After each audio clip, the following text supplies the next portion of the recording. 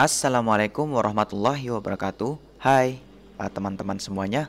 Alhamdulillah kita bisa berjumpa kembali pada pelajaran akhlak pertemuan yang ke-6. Sebelumnya kita sudah belajar tentang bagaimana cara kita berinteraksi dengan orang-orang di sekitar kita. Ada yang namanya kerabat, keluarga kita. Ada yang namanya tetangga, orang yang ada di sekitar kita atau rumahnya dekat sama kita. Ada yang namanya masyarakat, yang bisa diartikan sejumlah orang dalam makna yang memiliki cakupan yang sangat luas, sejumlah orang dengan makna yang seluas-luasnya, dan mereka memiliki kebudayaan yang sama, itu masyarakat. Nah, sebelumnya sudah Ustadz jelaskan semua adab-adab yang harus kita lakukan ketika berhubungan dengan kerabat, tetangga maupun masyarakat. Karena memang mau tidak mau, kita sebagai makhluk sosial pasti akan ada kalanya kita membutuhkan interaksi dengan orang lain. Bisa dengan kerabat, tetangga ataupun masyarakat. Masyarakat itu tidak bisa diartikan sebagai sekumpulan orang yang sedikit, tapi bisa diartikan seluas-luasnya. Kalau disebut masyarakat Indonesia boleh, disebut masyarakat Minang juga bisa, masyarakat Jawa bisa. Jadi artinya luas banget. Masyarakat Indonesia bahkan bisa kayak gitu. Nah, sebelumnya sudah Ustadz jelaskan beberapa adab bermasyarakat, dan insya Allah hari ini kita akan coba lanjutkan bagaimana sih sikap kita sebagai seorang muslim di dalam berinteraksi atau hubungan sehari-hari dengan masyarakat yang ada. Yang keempat, membantu masyarakat yang terkena musibah. Membantu masyarakat yang terkena musibah, ya. Seperti kita tahu sekarang di Indonesia sedang diuji oleh Allah dengan beberapa musibah. Ada banjir, ada gempa, ya. Sebisa mungkin kita membantu kalau kita ada rizki. Kalau nggak ada rizki mungkin kita bisa bantu dengan tenaga. Apalagi sekarang eranya pandemi di mana orang sulit mencari pekerjaan. Banyak yang dipecat dari pekerjaannya. Kita bantu sedikit, tidak perlu banyak-banyak. Atau ada pembangunan masjid, kita bantu donasi sedikit, ya. Seperti itu. Jadi bantulah masyarakat semampu kalian. Kemudian yang selanjutnya, tidak mengasingkan diri dari masyarakat, ya. Kalau bisa tetap berhubungan dengan masyarakat, ya. Jangan diam aja di rumah main handphone terus sehingga interaksi dengan masyarakat itu tidak ada, ya.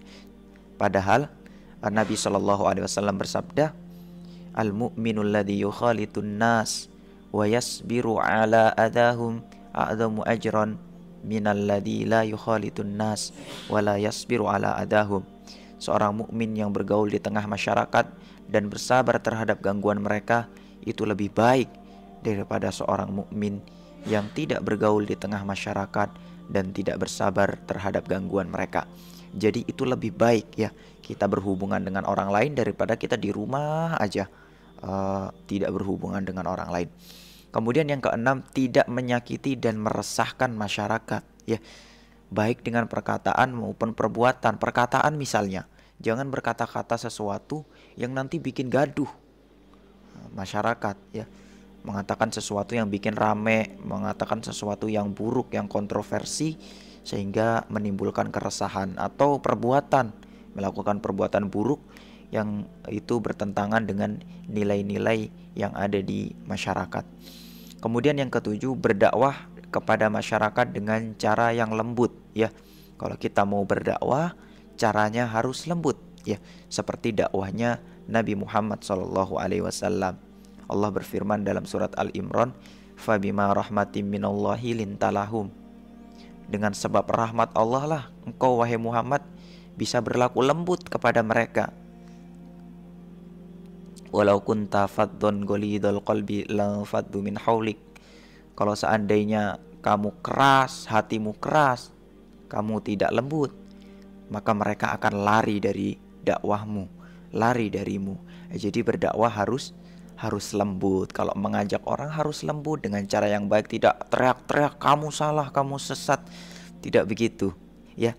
Bahkan Nabi Musa dengan Harun ketika berdakwah kepada Firaun dengan cara yang lembut, ya. Jadi tidak semangat, tidak terlalu semangat sehingga kebablasan, ya.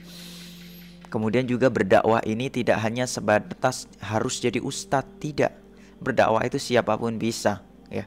Tidak harus ustadz, kita bisa berdakwah dengan cara berjualan, kita bisa berdakwah dengan cara mungkin menolong, membantu, ya, seperti itu. Jadi tidak wajib seperti menjadi ustadz misalnya, tidak.